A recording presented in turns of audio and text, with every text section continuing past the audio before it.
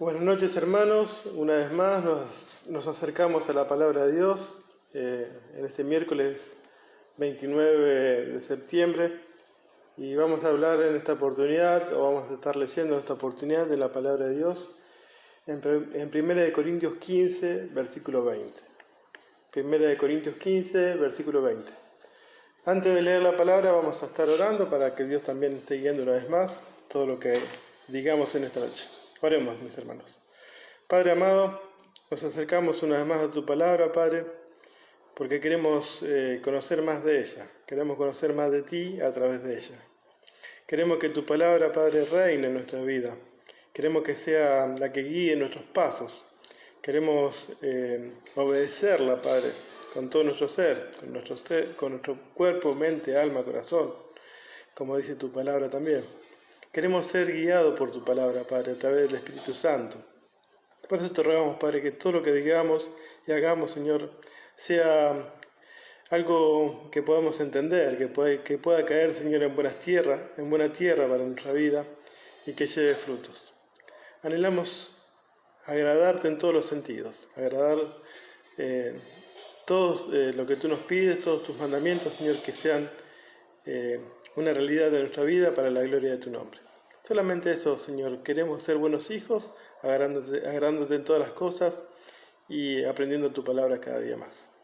Te lo pedimos, Padre, que tú guíes y nos bendigas en el nombre de Jesús. Amén.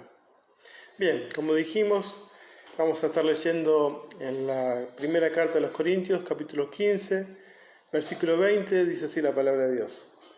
Mas ahora Cristo ha resucitado de los muertos, primicias de lo que durmieron es hecho. Mas ahora Cristo ha resucitado de los muertos, primicias de lo que durmieron es hecho.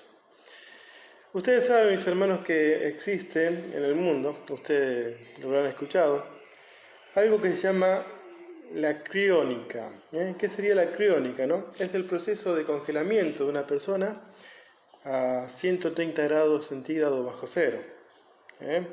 Cuando una persona fallece, o una persona está a punto de fallecer con una enfermedad a lo mejor grave o incurable, se usa este método que se llama criónica, que es el método de congelar a la persona o al cuerpo de la persona a 130 grados centígrados bajo cero, ¿no? ¿Cuál es el propósito, ¿no?, de esto que se llama criónica, ¿no? Bueno, ese es esperar el proceso de que la tecnología vaya avanzando, ¿no?, para después, en un futuro cercano o lejano, que se haya descubierto la posibilidad de curar esa enfermedad incurable o de darle nuevamente vida a un cuerpo que ya está fallecido. En el futuro descongelar a ese cuerpo, descongelar a esa persona y recibir el tratamiento ¿no?, nuevo que se haya descubierto, ¿no?, que es curar la enfermedad o darle nueva vida al cuerpo, ¿no?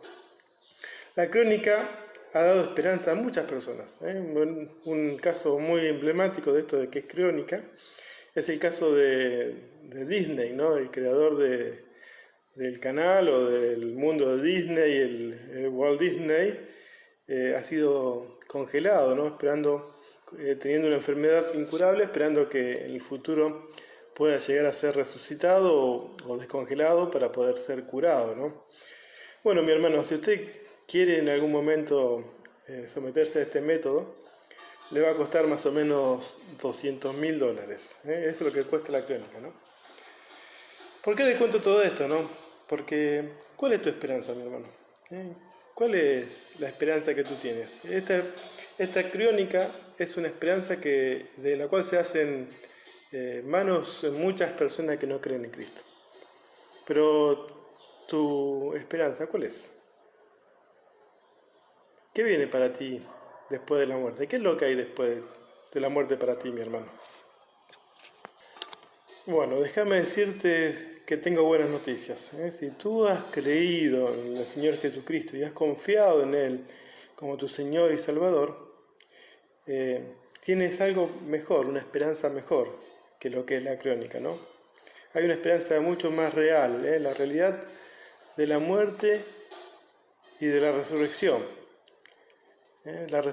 en Cristo. Nosotros tenemos esa esperanza. La esperanza de la resurrección, de la verdadera resurrección en Cristo, es la única esperanza que existe. Si tú has creído en el Señor Jesús, esta es tu esperanza, ¿no? Nuestra esperanza es esa, que el día que nos toque morir, tenemos la esperanza de resucitar con Jesucristo. Precisamente de esto es lo que viene hablando el apóstol Pablo, ¿no?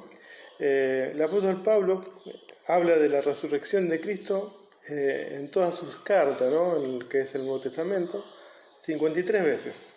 53 veces se encuentra algún pasaje en los escritos de Pablo que está hablando acerca de la resurrección de Cristo, ¿no?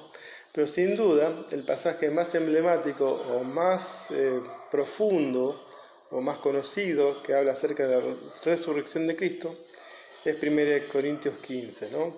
Casi todo el pasaje, para no andar diciendo cosas que no son, todo el pasaje del capítulo 15, 1 Corintios 15, habla acerca de la resurrección de Cristo.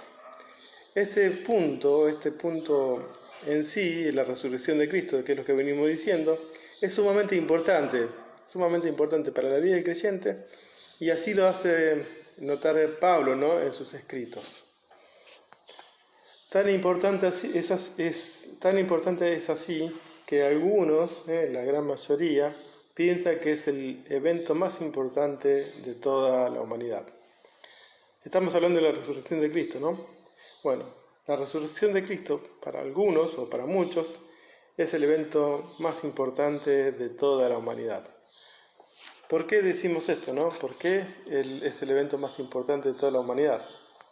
Bueno, eso es lo que intentaremos tratar de descubrir durante el desarrollo de lo que estamos hablando. Muchos, mis hermanos, sobre todo escépticos o ateos, han tratado de negar que Jesucristo vivió. No solamente que resucitó, sino que incluso que Jesucristo vivió. Pero la evidencia de que Jesucristo vivió y existió es irrefutable. Es algo que no se puede refutar, ¿no? La evidencia teórica que confirma que Jesucristo vivió y que también murió en la cruz es irrefutable. Muchos han tratado de refutar esto, ¿no? Y muchos también han tratado de lograr negar la vida y la muerte de Jesús. Los escépticos, mis hermanos, se han esforzado durante mucho tiempo para tratar de negar que Jesucristo vivió y que Jesucristo murió en una cruz. Y esto también ha quedado evidentemente refutado a lo largo de la historia, ¿no? Sin embargo, hay muchas teorías que intentan presentar, ¿no?, estos escépticos y ateos para negar la resurrección y también para negar la tumba vacía, ¿no? Hay quienes, por ejemplo, afirman que Cristo nunca murió realmente en una cruz, que Jesucristo nunca murió realmente en una cruz. Hay unos que dicen que Jesucristo no murió, sino que se desmayó en la cruz, ¿no? Que tuvo un desmayo y después, bueno, se despertó de ese desmayo y siguió viviendo como si nunca hubiera muerto, ¿no? Unos sugieren que hubo personas que tomaron el cuerpo de Jesús para deshacerse de él después. Fueron y robaron el cuerpo, la teoría del robo del cuerpo, ¿no? Otros piensan que quienes visitaron las tumbas se equivocaron de lugar. Fueron a visitar la tumba de Jesucristo y encontraron la tumba vacía, pero no era la tumba de Jesús, era una tumba equivocada, ¿no? Algunos creen que realmente nadie constató que la tumba estaba vacía. Otros dicen, nadie se fue a fijar si la tumba estaba vacía o no. Dicen que Jesucristo resucitó, pero nadie fue realmente a constatar que la tumba estaba vacía, ¿no? Mientras que otro grupo de personas alega que nadie vio a Jesús si no fueron meramente alucinaciones. Todas estas teorías se usan hoy en día, hermanos. Hoy en día se están usando todo este tipo de teorías para tratar de negar la vida, la muerte y la resurrección de Jesucristo. Ustedes se preguntarán entonces, Cristian, ¿cómo tenemos que responder a semejantes planteos, ¿no? Porque si uno se pone a pensar, seguramente encontrará alguien que plantee esto, no, a lo mejor no mucho, pero sí, en el ambiente universitario sobre todo, hay mucha gente que plantea este tipo de cosas. Y quizás, ¿por qué no? Porque esto es algo que avanza, nosotros nos encontremos en algún momento a alguien que plantee todas estas cosas, ¿no? Que diga ser ateo y que tenga alguna teoría de esta como hipótesis y creyéndola. ¿Cómo debemos responder a esta hipótesis? ¿Cómo debemos responder a esta teoría? ¿Cómo debemos responder a estos planteos? Bueno, Pablo responde como debe responder. En 1 Corintios 15, del versículo 1 al 11, encontramos cómo Pablo va respondiendo a esta gente que decía que Jesucristo no había muerto o no había resucitado, ¿no? Y él dice, hay testigos, los apóstoles, más de 500 testigos, cada uno están vivos, e incluso él mismo te pone como testigo, ¿no? Dice que a lo último, como un abortivo, versículo 8, vamos a leerlo, versículo 8 del capítulo 15, 1 Corintios 15, versículo 8. Dice así la palabra de Dios. Y al último de todos, como un abortivo, me apareció a mí. Pablo mismo se está poniendo como testigo de la resurrección de Cristo. Pablo mismo se está poniendo como testigo de la resurrección de Cristo. Pablo responde a los escépticos de su época de esta manera. Hay testigos, los apóstoles, 500 testigos, cada uno están vivos, y yo mismo soy testigo de la resurrección de Cristo. En la época que Pablo escribe esta carta, obviamente había 500 testigos, o muchos testigos de esos 500, que aún estaban vivos, a los cuales uno podía preguntarle. Vos me preguntarás, hermano, entonces, pero hoy ya están todos muertos, incluso Pablo, los apóstoles. Bueno, vos mismo, mi hermano, tenés que ser testigo de la resurrección de Cristo. Nosotros somos los testigos de la resurrección de Cristo. Si vos mismo estás dudando de que Cristo resucitó, entonces ahí estamos en un problema, ¿no? ¿Cómo podemos responder a los escépticos de hoy en día? Bueno, nuestra propia experiencia tiene que ser una evidencia fuerte de la resurrección de Cristo. Y esto es lo que termina Pablo diciendo en el resto del capítulo, ¿no? Pablo está hablando precisamente de esto. Y todo el capítulo termina hablando de esto, o sigue o continúa hablando de esto.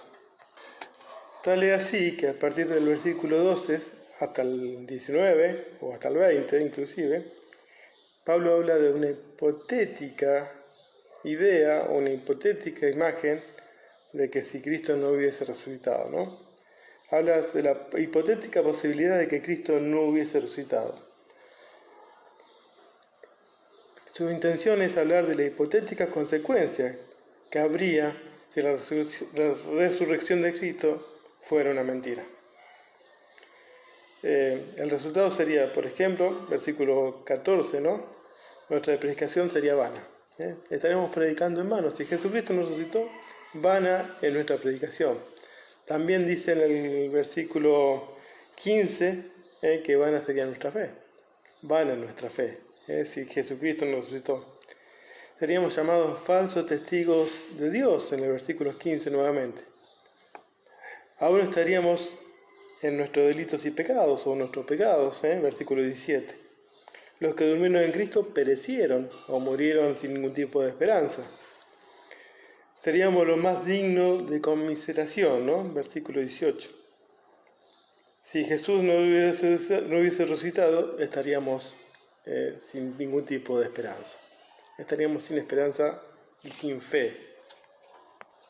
Pero como ya dijimos hace un ratito nada más, la buena noticia, mi hermano, la buena noticia que tenemos tanto tú como yo, es que Jesucristo resucitó.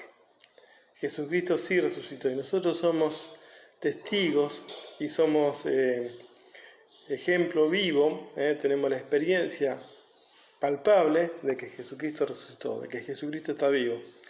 Nosotros, lo que hemos creído en Él, no podemos negar que Jesucristo está vivo.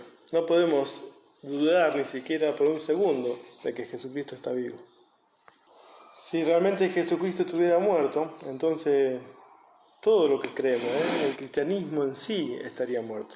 La esperanza y la razón fundamental de lo que creemos y de lo que vivimos es que Jesucristo está vivo.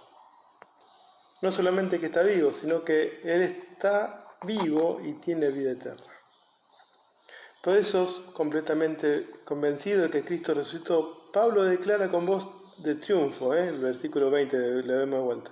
Mas ahora Cristo ha resucitado de los muertos, primicia de los que durmieron es hecho. Completamente convencido, Pablo declara esto. Mas ahora Cristo ha resucitado, primicia de los que durmieron es hecho. ¿Qué puedes declarar tú, mi hermano, acerca de este versículo? ¿Puedes decir en tu vida personal, Cristo ha resucitado? Sí, Cristo resucitó, yo sé que Cristo está vivo. Yo sé que Cristo es real porque yo sé, tengo la experiencia de que Cristo es una persona que está viva. No tengo la evidencia porque no tengo, obviamente nadie tiene una foto de Jesucristo resucitado, ¿no? Nadie tiene una grabación en video, tampoco tiene la voz grabada en audio del Señor Jesucristo, que incluso, si hubiera una voz grabada en audio, quizás se pondría en duda, ¿no? Si es Jesucristo o no, pero bueno. Hay un debate que se armó una vez entre un filósofo cristiano y un filósofo ateo, y el filósofo ateo decía, ¿por qué Dios no se presenta de manera visible y audible, que yo lo pueda ver y me pueda decir, acá estoy, soy Dios y cree en mí? Bueno, el filósofo cristiano contestó a esa pregunta de una manera muy inteligente de mi parte. Dice, quizás, dice el filósofo cristiano, si se presentara Dios de manera visible y audible, ahora en este momento, tú creerías que es una alucinación. Tú creerías que es una alucinación. Quizás estarías convencido de que estás alucinando, en vez de creer que realmente es Dios, ¿no? Y que está presente y hablando contigo. Bueno, nosotros no tenemos ningún tipo de evidencia así, ¿no? Palpable y visible de que Cristo vive. Pero nosotros sabemos que Cristo vive, Al mismo, en una experiencia parecida, otro ateo decía, ¿por qué Dios no se presenta y nos quita la duda a todo el mundo de que existe? Bueno, un pastor, en este caso, también filósofo, ¿por qué no? Le dijo, ya lo hizo una vez y lo clavaron en una cruz. El Dios se presentó una vez ante los hombres y lo terminaron clavando en una cruz. Esta es la realidad, ¿no? Mucha gente es escéptica, mucha gente no cree, pero nosotros sabemos que Cristo está vivo. Y dice la palabra de Dios que acabamos de leer, versículo 20 de 1 Corintios 15, que Cristo es primicia de los que durmieron. Esta palabra primicia me hizo un poco de eco, ¿no? ¿Qué significa la palabra primicia? Hemos escuchado muchas veces la palabra primicia leyendo la Biblia o a través de predicaciones, ¿no? Y la palabra primicia significa primeros frutos. Esta es una palabra que hacía referencia a los primeros frutos que se obtenían al comienzo de la cosecha. En el pueblo judío se usaba la palabra primicias para referirse a los primeros frutos de la cosecha, ¿no? Al comienzo de la cosecha. Y los israelitas, el pueblo de Israel, traían estos primeros frutos, estas primicias, al templo y la ofrendaban, la ofrecían como primicias, ¿no? Supuestamente, estas primicias garantizaban al pueblo que el resto de la cosecha vendría.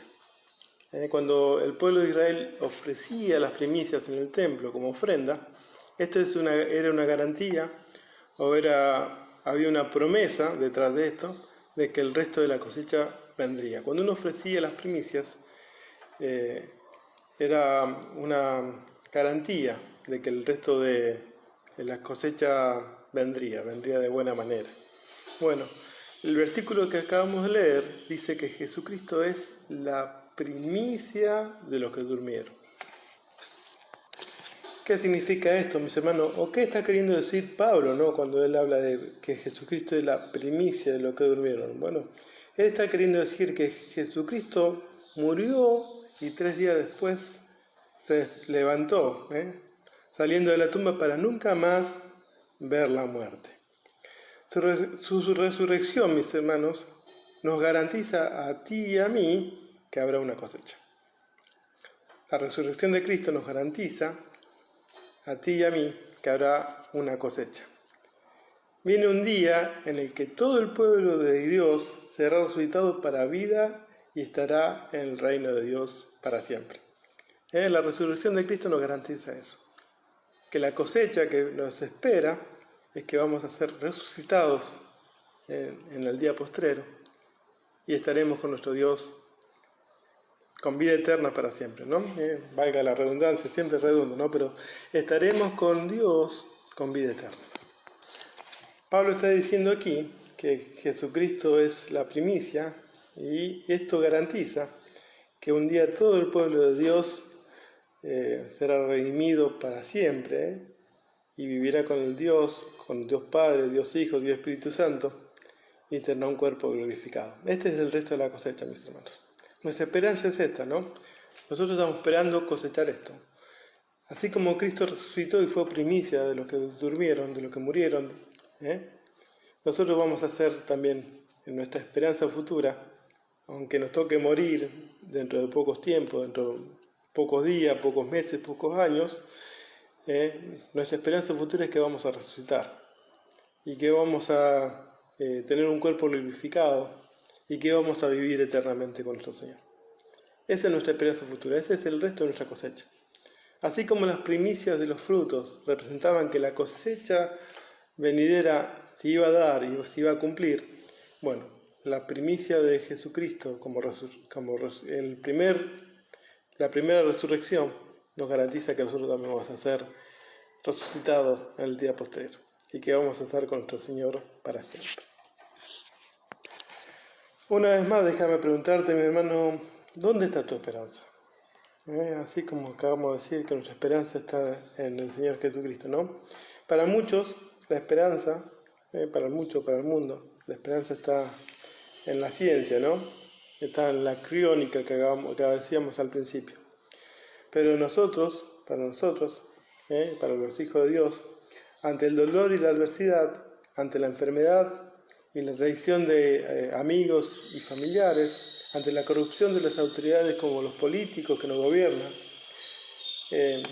ante la pérdida de algún empleo, ante el sufrimiento y la muerte, tenemos que tener nuestra esperanza, o debemos poner nuestra esperanza en el Salvador Jesucristo, quien murió y se enfrentó a la muerte y la venció para siempre. Ante todas esas adversidades, ¿no, mis hermanos? Ante la adversidad del dolor y también la adversidad de la enfermedad, y ante la traición de amigos y familiares, seres queridos, ante la pérdida de empleo, ante la corrupción de los que nos gobiernan, bueno, nuestra esperanza tiene que estar puesta en Jesucristo. Ella sufrió la muerte, ella la enfrentó, ¿no? Y la venció para siempre. Y nuestra esperanza es que al Jesucristo ser primicia, nosotros tenemos esta esperanza, ¿no? De que vamos a resucitar juntamente con Él en el día postrero. Y nada de lo que nos esté tocando vivir en este tiempo puede hacernos sufrir, porque tenemos esta esperanza. Todos, mis hermanos, tanto tú como yo, o cualquier otro hermano que esté escuchando este mensaje, tenemos esta esperanza, ¿no? Si estamos en Cristo, mi hermano, si realmente estamos en Cristo, si verdaderamente estamos en Cristo, vamos a ser resucitados. Y vamos a recibir un cuerpo nuevo, que no experimentará más enfermedad, ni dolor, ni sufrimiento, ni pecado, ni muerte. Habitaremos con Cristo y con su pueblo para siempre. Estaremos siempre con Cristo y con el resto de nuestros hermanos para toda la eternidad, ¿no? Mi intención, mi hermano, en esta noche es que tú te animes, ¿no? Que animes tu corazón, que levantes tu rostro, ¿no? Que te sientas animado, ¿no? Al tener esta esperanza, ¿no? Porque estamos cada día más cerca de la venida de nuestro Señor Jesucristo. Si uno se pone a mirar todas las cosas que están pasando, ¿no? Con la ley del aborto aprobada en Argentina, con el crecimiento del movimiento LGTB, con el matrimonio igualitario. Personalmente, yo trabajo en un organismo público y ahora me están obligando a hacer un curso de ley Micaela, donde el feminismo y la ideología de género abunda. Y no nos debe extrañar, mis hermanos, que pronto, en este lado del mundo aún no ha llegado, pero en otro lado del mundo sí, llegue, por ejemplo, la pedofilia, llegue la eutanasia, cosas que están abiertamente en contra del Señor. Bueno, nosotros nos toca vivir sin ningún tipo de limitaciones, ¿no? La corrupción de nuestro gobierno, siendo un país donde tenemos riquezas naturales y deberíamos estar de manera próspera como país en la parte económica, encontramos que tenemos un país endeudado y lleno de corrupción a través de nuestros gobernantes, ¿no? Pero, como dijimos, mis hermanos, todas esas cosas, la inseguridad que también nos toca vivir, todas esas cosas no nos tienen que desanimar, sino que, al contrario, nos tienen que hacer sentir alegres, felices, contentos, porque tenemos otra esperanza, una esperanza puesta en nuestro Señor Jesucristo, que Él murió y resucitó y fue primicia, para que nosotros también podamos, en el momento preciso, así nos toque morir dentro de poco tiempo, dentro de algunos años, tener la esperanza de que vamos a resucitar y que vamos a estar con nuestro Señor siempre, con un cuerpo glorificado, donde ya no vamos a tener dolores de cuerpo, ni de cintura, ni de piernas, ni de hombro, ni de cuello.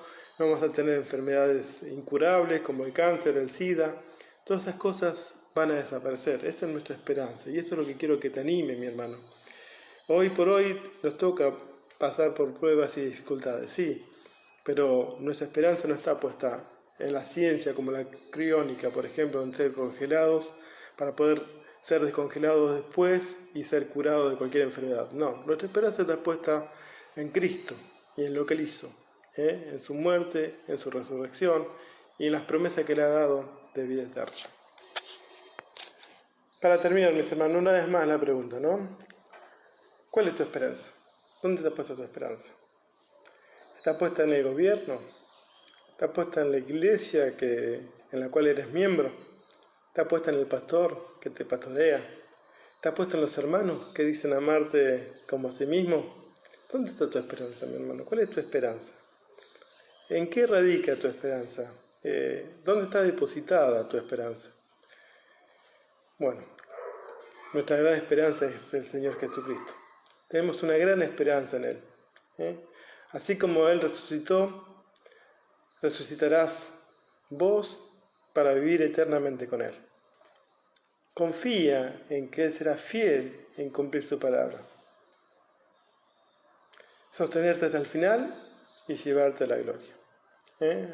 Nuestra esperanza está en Jesucristo. Y tienes que confiar que así como Él resucitó, nos va a resucitar eternamente. Para que podamos vivir eternamente.